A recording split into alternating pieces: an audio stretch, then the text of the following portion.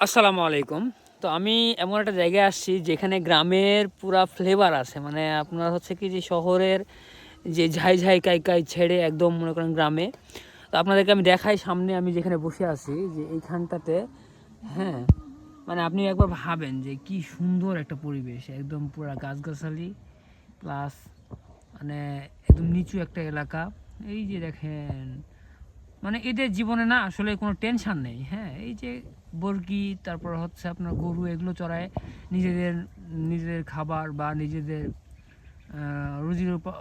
রুজি হচ্ছে উপার্জন করে। তো এদের মতো সুখী আমার মনে হয় না পৃথিবীতে কেউ আছে।